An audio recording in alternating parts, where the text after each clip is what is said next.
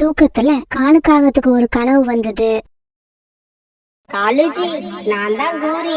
நீங்க என்கிட்ட இருந்து தப்பிக்கவே முடியாது. வந்துகிட்டே இருக்க. உங்ககிட்ட வந்துட்டேன். உங்க பக்கத்துல வந்துட்டேன். அம்மா அம்மா, பேய் பேய், அம்மா ஒரு பேய் என்ன கொல்ல வருது. டேய் காலு, இந்த ராத்திரியில ஏண்டா பேய் பேய்னு கத்துற? ஏதாவது கனவு கண்டியா? ஆமா அம்மா, கனவுல ஒரு பேய் வந்து என்ன மிரட்டுது. டேய் காலு, ஏண்டா இப்படி ஏன் தூக்கத்தையும் கெடுக்கிற? கொஞ்சம் தண்ணிய குடிச்சிட்டு படு, எல்லாம் சரியா போயிடும். மறுநாள் பொழுது விடிஞ்சிச்சு. காலையில சீக்கிரமா எந்திரிச்ச கமலி அம்மா இப்படி யோசிக்க ஆரம்பிச்சாங்க. நம்ம பையன்தான் நம்ம மேல எவ்வளவு அன்பா இருக்கான். நாம விஷம் குடிக்க போறோம்னு சொன்னதும் கல்யாணத்துக்கு ஒத்துக்கிட்டான். இத உடனே போய் ரீட்டா அம்மா கிட்ட சொல்லணும். இப்படி நினைச்ச கமலி அம்மா உடனே ரீட்டா கிளி வீட்டுக்கு போனாங்க. ரீட்டா அம்மா, நீங்க சொன்னபடியே எல்லாம் நடந்து முடிஞ்சிடுச்சு. நான் விஷம் குடிக்க போறேன்னு சொன்னதும் என் பையன் கல்யாணத்துக்கு ஒத்துக்கிட்டான். கமலி அம்மா, உங்க பையன் இந்த கல்யாணத்துக்கு ஒத்துப்பான்னு எனக்கு தெரியும். அதனாலதான் நீங்க பாக்கணுங்கிறதுக்காக உங்க மருமகளை வீட்டுக்கு வர சொல்லியிருக்கேன். இவங்க இப்படி பேசிக்கிட்டு இருக்கும்போது கோரிக்காகம் வீட்டுக்குள்ள வந்தது. இவதான் என்னோட மருமகளா? ஆஹா, எவ்வளவு அழகா இருக்கா. என் கண்ணே பட்டுடும் போல இருக்கு. கமலி அம்மா, உங்க மருமக கிட்ட அழகு மட்டும் கிடையாது, கூடிய சீக்கிரம் உங்க மகனையும் வேலைக்கு அனுப்பி சம்பாதிக்க வைக்கிறதுக்கான திறமையும் இருக்கு. மருமகளே, என் பையனை திருத்துறன்னு சொல்லி அவனை ரொம்பவும் கஷ்டப்படுத்திடாத. அவன் ரொம்ப சுகவாசியா வளர்ந்தவன்.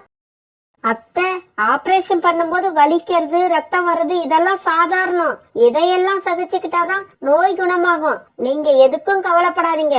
உங்க பையனை சரியாக்க வேண்டியது என் பொறுப்பு. இப்படி சொன்ன கோரிக்காகம் அங்கிருந்து பறந்து போயிடுச்சு. ரீட்டாம்மா, என்ன இது? என் மருமக இப்பவே ஆபரேஷன், ரத்தம், வலின்னு பேசிட்டு போறா. கமலி அம்மா, எது நடந்தாலும் கண்ணை முடிக்கிட்டு காதல விழாத மாதிரி இருங்க. கூடிய சீக்கிரம் எல்லாம் நல்லதாகவே நடக்கும். டேய் காலு, சீக்கிரம் கிளம்பு. நீ கல்யாணம் பண்ண போற பொண்ண ஒரு தடவை போய் பார்த்துட்டு வருவோம். இல்லம்மா, நான் வரல. எனக்கு பொண்ணை பார்க்கணும்னே தோணல. டேய் காலு, என்னடா இப்படி பேசுற? பொண்ணு எப்படி இருக்கான்னு நீ வந்து பார்க்க வேண்டாமா? அம்மா, சாக போறோம்னு தெரிஞ்சதுக்கு அப்புறம் தூக்கு கயிறு எந்த கலர்ல இருந்தா நமக்கு என்னம்மா? பிறகு நல்ல ஒரு நாள்ல காலுக்காகத்துக்கும் கோரிக்காகத்துக்கும் கல்யாணம் நடந்து முடிச்சது. ரீட்டாம்மா, இந்த கல்யாணம் நடக்கிறதுக்கு காரணமே நீங்க தான். உங்களுக்கு ரொம்ப நன்றி. நீங்க இனிமே உங்க பையனை பத்தி கவலைப்படாதீங்க. வீட்டுல உட்கார்ந்துகிட்டு நடக்கிறத வேடிக்கை மட்டும் பாருங்க. பிறகு கமலியம்மா பொண்ணு மாப்பிளைய அழைச்சுக்கிட்டு வீட்டுக்கு போனாங்க. கோரி, உன் தலையில போட்டிருக்க துணிய கொஞ்சம் எடுமா. என் பையன் இன்னும் உன்னோட முகத்தை பார்க்கவே இல்ல. கமலியம்மா இப்படி சொன்னதும் கோரி தன்னோட தலையில போட்டிருந்த துணியை எடுத்தது. இந்த முகத்தை நாம எங்கேயோ பார்த்திருக்கோம், பார்த்து பயந்துருக்கோம். ஆனா எங்கன்னு தான் சரியா ஞாபகம் வரல. என்னடா காலு, பொண்ணோட அழக பார்த்த உடனே உன் வாயில இருந்து பேச்சே வரல.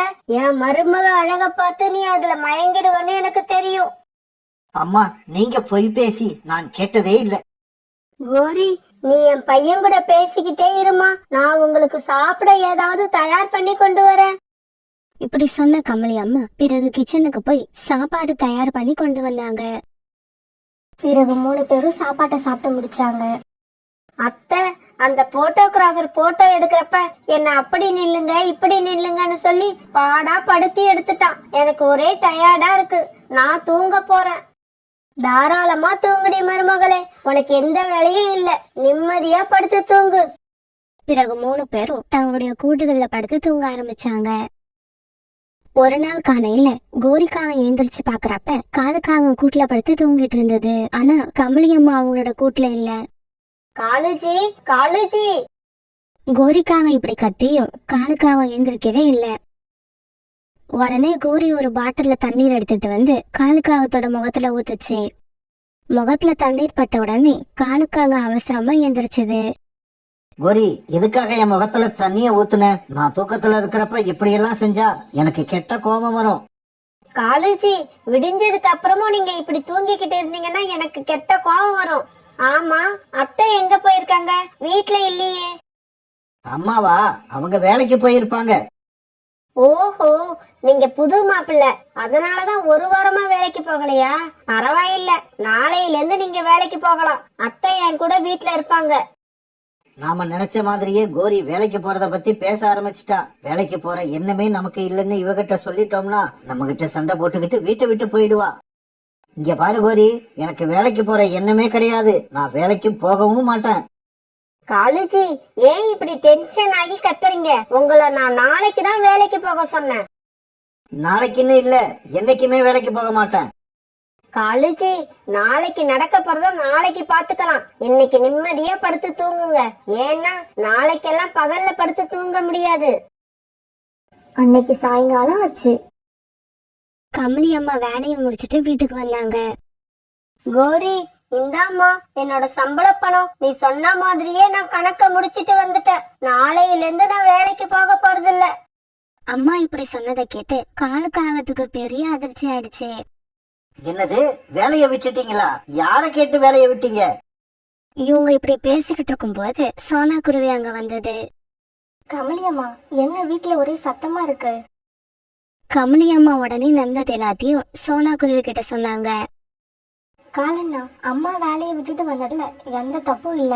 நீங்க இது வரைக்கும் அவங்கள வேலைக்கு அனுப்புனதா தப்பு. இதுக்கப்புறமா அவங்கள வேலைக்கு அனுப்பணும்னு நினைக்கிறீங்க பாருங்க, அது பெரிய தப்பு. அப்படி சொல்லு சோனா. இவளுக்கு நாங்க எவ்வளவுதான் எடுத்து சொன்னாலும் புரியவே மாட்டேங்குது. காலு, எதிரிகள் எல்லாரும் ஒன்னா சேர்ந்துட்டாங்க. இதுக்கப்புறம் நீ பேசுறது வேஸ்ட். பேசாம படுத்து தூங்கு. எதுவா இருந்தாலும் காலையில பாத்துக்கலாம். இப்படி நினைச்ச காலுக்காகவும் உடனே மௌனமா தன்னோட கூட்டுல படுத்து தூங்கிடுச்சு. மறுநாள் பொழுது விடிஞ்சிச்சு. காலுக்காகவும் கண் விழிச்சு பார்த்தப்ப கோரியும் கமலி அம்மாவும் காலுக்காகத்தையே பாத்துக்கிட்டு நின்னாங்க. என்ன, ரெண்டு பேரும் என்னையே பாத்துக்கிட்டு இருக்கீங்க? நீங்க எப்ப எழுந்திருப்பீங்கன்னு தான் உங்களை பாத்துக்கிட்டு இருக்கோம். இந்தாங்க, காலை சாப்பாட்டை சாப்பிட்டு வேலைக்கு சீக்கிரம் கிளம்புங்க. காலு, வேலைக்கு போக மாட்டேன்னு இப்ப சொன்னா காலை சாப்பாடு கண்டிப்பா கட்டாயிடும். முதல்ல சாப்பாட்டை சாப்பிடுவோம், அதுக்கப்புறம் பேசிக்கலாம். இப்படி யோசிச்ச காலுக்காகவும் பிறகு காலை சாப்பாட்டை சாப்பிட்டு முடிச்சது. இங்க பாருங்க, உங்க ரெண்டு பேருக்கும் ஒரு விஷயத்த தெளிவா சொல்றேன், கேட்டுக்குங்க. நான் எக்காரணத்தை முன்னிட்டும் வேலைக்கு போக போறது இல்ல. அதனால இத பத்தி பேசி உங்க நேரத்தை வீணாக்காதீங்க. காலுஜி, இதுதான் உங்களோட முடிவுன்னா நான் என்னோட முடிவை சொல்றேன், அதையும் கேட்டுக்குங்க. நீங்க வீட்டை விட்டு வேலைக்கு போகலன்னா அப்புறம் வீட்டை விட்டு நான் போக வேண்டி வரும். அப்படியா? நீ வேலைக்கு போறியா? இது கூட நல்ல முடிவுதான். நீ வேலைக்கு போறதுக்கு நான் என்னைக்குமே தடையா இருக்க மாட்டேன். காலுஜி, நான் வீட்டை விட்டு போறேன்னு சொன்னது வேலைக்கு இல்ல, நிரந்தரமா இந்த வீட்டை விட்டு போயிடுவேன். அப்பாடா, நாம நினைச்சது இப்பதான் நடக்க போகுது. கடவுள் நம்மள என்னதான் சோதிச்சாலும் கடைசியா கைவிட மாட்டார் போல இருக்கு. வீட்டை விட்டு போறதுதான் உன்னோட முடிவுன்னா நான் அதுக்கு குறுக்க மாட்டேன். நீ தாராளமா இப்பவே வீட்டை விட்டு வெளியே போலாம். கோரி, என்னம்மா இது? கடைசியா இப்படி ஒரு முடிவு எடுத்துட்ட. எனக்காக நீங்க ரெண்டு பேரும் சண்டை போட்டுக்காதீங்க, நானே வேலைக்கு போறேன். அத்தை, நீங்க கொஞ்ச நேரம் பேசாம இருங்க. வீட்டை விட்டு வெளியே போக போறது நான் மட்டும் இல்ல, என் கூட நீங்களும் தான் வர போறீங்க. இதுக்கப்புறம் இப்படி ஒரு பையன் கூட இருந்து வாழணும்னு உங்களுக்கு அவசியம் இல்ல. என் கூட வாங்க, உங்களை உட்கார வச்சு நான் சாப்பாடு போடுறேன். கோரி, என்ன நீ அம்மாவை கூப்பிடுற? அம்மா, கோரி பேச்ச கேட்டுக்கிட்டு நீங்களும் போயிடாதீங்க. காலு, என்ன மன்னிச்சிடுப்பா. இதுக்கப்புறம் என்னால வேலை பார்க்க முடியாது. உனக்கு சாப்பாடும் சமைச்சு போட முடியாது. அம்மா, நீங்களே இப்படி சொல்லிட்டீங்கன்னா அப்புறம் என்னோட கெதி என்னம்மா? அது மட்டும் இல்ல, கல்யாணம் ஆகி ஒரே வாரத்துல மனைவியையும் அம்மாவையும் வீட்டை விட்டு வெட்டிட்டான்னு இந்த காட்டுல உள்ள எல்லா பறவைகளும் என்ன பத்தி கேவலமா பேசுவாங்க. அம்மா, நீங்க ஏன் தேவையில்லாம பேசிக்கிட்டு இருக்கீங்க? நாம எவ்வளவு பேசினாலும் காலேஜியோட மனசு மாறாது. கிளம்புங்க சீக்கிரம். கோரி, கொஞ்சம் பொறுமையா இரு, எனக்கு கொஞ்சம் யோசிக்க நேரம் கொடு. காலு, வேலைக்கு போறது ஒண்ணும் அப்படி ஒரு கஷ்டமான காரியம் இல்லடா. யோசிச்சு பாரு, காட்டுல எவ்வளவு பறவைகள் வேலைக்கு போறாங்க, சாயங்காலம் திரும்பி வராங்க, தன் குடும்பத்தோட சந்தோஷமா இருக்காங்க. காலேஜி, அந்த மாதிரி எங்க கூட சந்தோஷமா இருக்கணும்னு உங்களுக்கு எண்ணம் இல்லையா? நீங்க மட்டும் ஏன் இப்படி பிடிவாதமா இருக்கீங்க?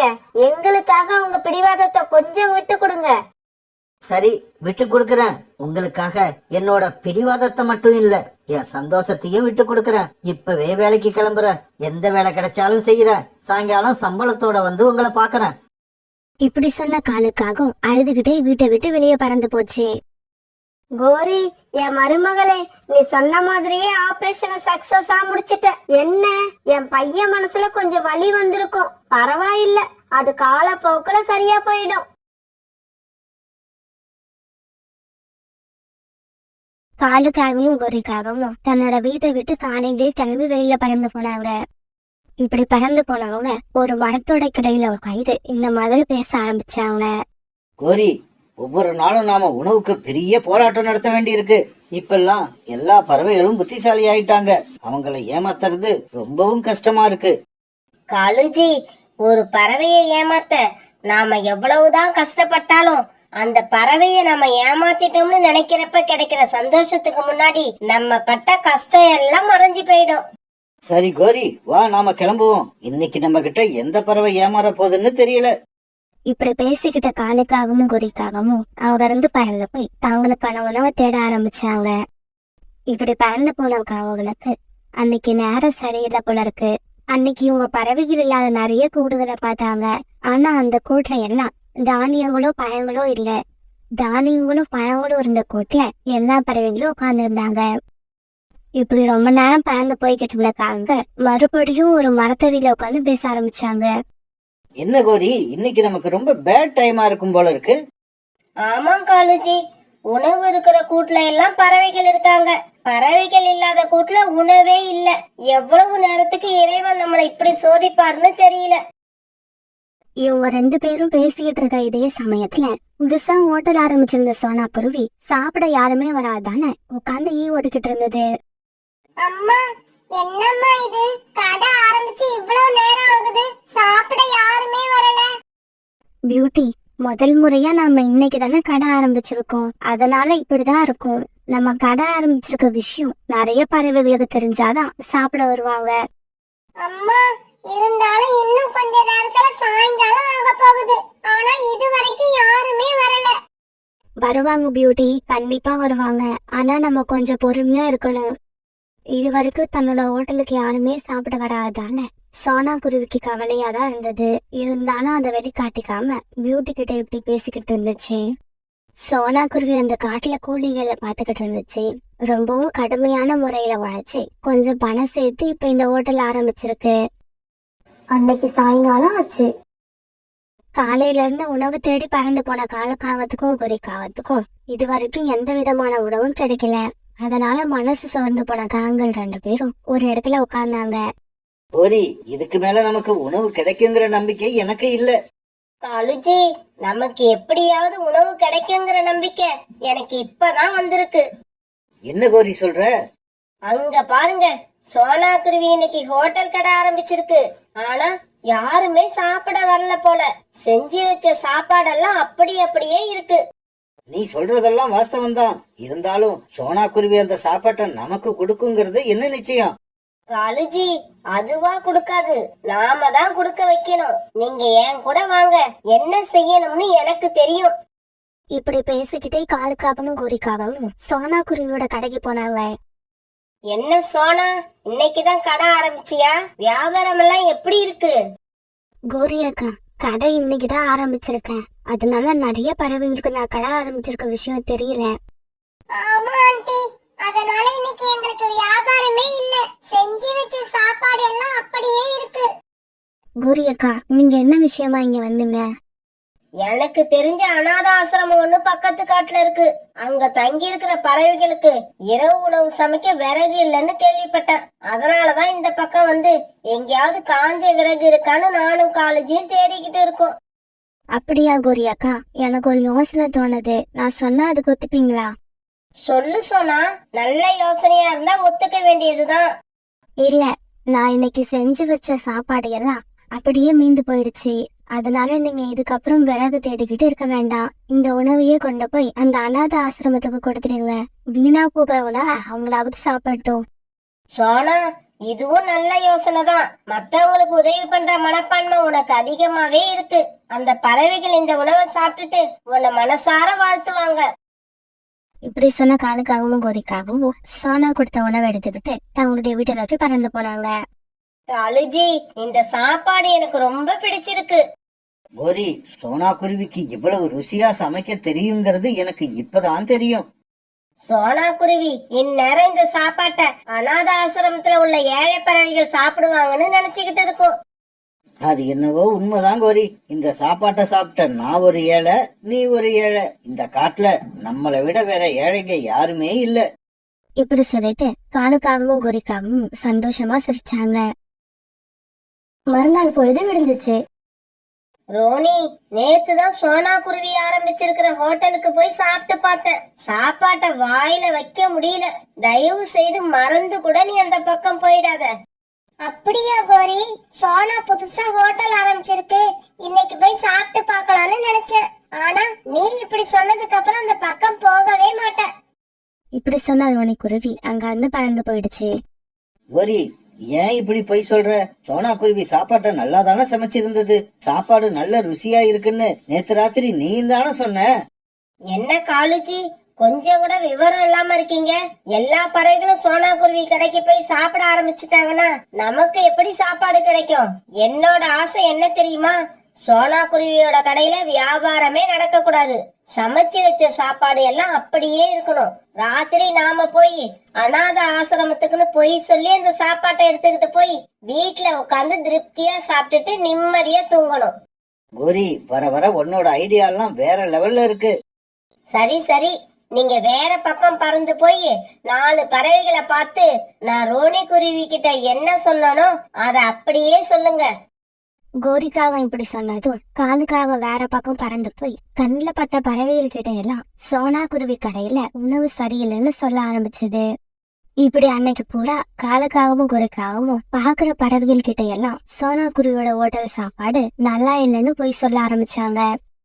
பிறகு அன்னைக்கு ராத்திரி ஆனதும் காலுக்காகவும் கோரிக்காகவும் சோனா குருவியோட கடைக்கு வந்து சோனா குருவியோட கடையில வியாபாரம் ஆகாம இருந்த உணவை அநாத ஆசிரமத்துக்குன்னு போய் சொல்லி வாங்கிட்டு போய் சாப்பிட ஆரம்பிச்சாங்க. இப்படியே சில நாட்கள் நகர்ந்துச்சு.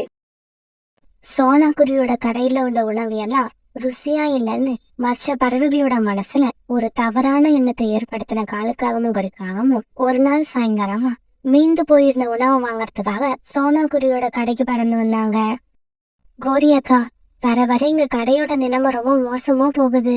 அதனால கடையை சாத்திட்டு மறுபடியும் வயல்ல போய் கூலி வேலை செய்யலான்னு இருக்கேன். சோனா குருவி இப்படி சொன்ன உடனே கோரிக்காகத்துக்கும் காலுக்காகத்துக்கும் பயம் வந்துருச்சு. சோனா, அவசரப்பட்டு கடையை சாத்திடாத. தினமும் இப்படி உணவு மீந்து போறத நினைச்சு மனச மட்டும் தளர விட்டுறாத. நீ இதே மாதிரி கடையை நடத்திக்கிட்டே இரு. ஒரு நாள் இல்ல ஒரு நாள் உன் கடையில வியாபாரம் நல்லா நடக்க ஆரம்பிச்சிடும். கோரி அக்கா, அப்படி நினைச்சுதான் இத்தனை நாளா நான் கடையை நடத்திக்கிட்டு இருக்கேன். இருந்தாலும் வர வர என்னோட நம்பிக்கை கொஞ்சம் கொஞ்சமா குறைஞ்சுக்கிட்டே போகுது. கோரி, பேசிக்கிட்டே இருக்காத. சீக்கிரமா உணவை வாங்கிக்கிட்டு கிளம்பு. அநாத ஆசிரமத்துல இருக்கிற பறவைகள் எல்லாம் அப்புறம் சாப்பிடாமலேயே தூங்கிடுவாங்க. பிறகு காலுக்காகவும் கோரிக்காகவும் சோனா குருவி கடையில மீந்திருந்த உணவையெல்லாம் எடுத்துக்கிட்டு தங்களுடைய வீட்டுக்கு பறந்து போனாங்க. அம்மா அம்மா, அநாத ஆசிரமத்துல உள்ள பறவைகளை எல்லாம் பார்க்கணும் போல இருக்கு.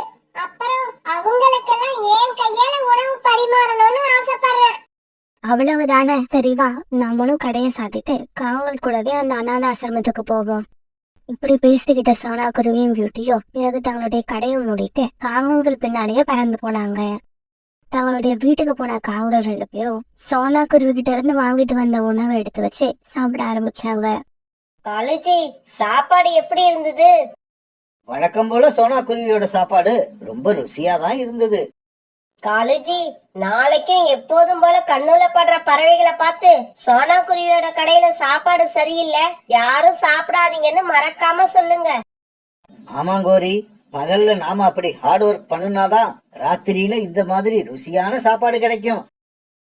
காங்கள் இப்படி பேசிக்கிறது எல்லாம் சோனா குருவியும் பியூட்டியும் ஜன்னல் வழியா பாத்துக்கிட்டே இருந்தாங்க. பியூட்டி, நம்ம கடைக்கு ஏன் யாருமே சாப்பிட வரலங்கிற உண்மை எனக்கு இப்பதான் தெரியுது. அம்மா, இந்த காகங்களை இப்ப என்ன பண்றது?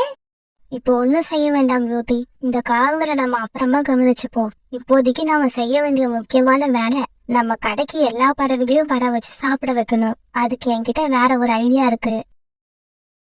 இலவசம் இலவசம் இலவசம். இன்னைக்கு நம்ம கடையில சாப்பிட வரவங்க எல்லாருக்குமே உணவு இலவசம். ஆமாங்க, எல்லாரும் வாங்க, காசு கொடுக்காம சாப்பிட்டுட்டு போங்க. இன்னைக்கு முழுக்க நம்ம கடையில சாப்பிட வர எல்லாருக்குமே உணவு இலவசம். பியூட்டியும் சோனா குருவியும் இப்படி மாறி மாறி கத்த சோனா குருவியோட கடைக்கு இப்ப கொஞ்சம் பறவைகள் சாப்பிட வந்தாங்க. சொன்னா கேளுங்க, உங்களுக்கு எத்தனை தடவை சொல்றது, சோனா குருவி கடையில சாப்பிட்டீங்கன்னா உடனே வயிற்று வலி வந்துரும். இங்க பாரு கோரி, இன்னைக்கு சோனா குருவியோட கடையில உணவை இலவசமா கொடுக்கறாங்களாம். நான்லாம் ஃப்ரீயா கொடுத்தா பெனாயிலேயே குடிக்கிறவ. கொஞ்சம் அப்படி ஓரமா போய் உட்காரு, நான் போய் சாப்பாட்டை சாப்பிட்டுட்டு வந்து எப்படி இருக்குன்னு சொல்றேன். காலுக்காகவும் கோரிக்காகவும் சோனா குருவி கடைக்கு போற எல்லா பறவைகளுக்கும் தடுத்து நிறுத்த எவ்வளவோ முயற்சி பண்ணினாங்க. ஆனா முடியல. எல்லா பறவைகளும் சோனா குருவி கடைக்கு போய் சாப்பாட்டை சாப்பிட ஆரம்பிச்சாங்க. ஆஹா, இப்படி ஒரு ருசியான சாப்பாட்டை நான் இதுவரைக்கும் சாப்பிட்டதே இல்ல. சாப்பாடுன்னா சாப்பாடு, இதுதான் சாப்பாடு. இதுக்கப்புறம் நான் தினமும் இங்கதான் வந்து சாப்பிட போறேன். அடப்பாவுமே, இந்த காகங்களோட பேச்சை கேட்டு இத்தனை நாள் இந்த மாதிரி ஒரு அருமையான உணவை மிஸ் பண்ணிட்டேன். 1 வீக் லேட்டர். இப்ப எல்லாம் சோனா குருவியோட கடையில சாப்பிட நிறைய பறவைகள் கூட்ட கூட்டமா வந்தாங்க. அதனால சோனாவும் பியூட்டியும் ரொம்ப சந்தோஷமா இருந்தாங்க. அன்னைக்கு சாயங்காலம் வியாபாரத்தை முடிச்சிட்டு கடையை சாத்தினாங்க. இதையெல்லாம் ஒரு மரத்து மேல உட்கார்ந்து இருந்த காலுக்காகவும் குறிக்காகவும் சோகமா பாத்துக்கிட்டு இருந்தாங்க. வீட்டுக்கு கிளம்ப போற நேரத்துல காங்களை பார்த்த பியூட்டி அவங்கள பார்த்து இப்படி சொல்லுச்சு. காலங்கள், கோரி ஆண்டி, எங்க கடை வாசல்ல எரிஞ்சு கிடக்குற உணவை எல்லாம் சீக்கிரமா சாப்பிட்டு சுத்தம் பண்ணிடுங்க. நாளைக்கு காலையில நாங்க வர்றப்ப எங்க கடை வாசல் சுத்தமா இருக்கணும். இப்படி சொன்ன பியூட்டி பிறகு தான் அம்மா சோனா குருவி கூட தன்னுடைய வீட்டுக்கு பறந்து போச்சு.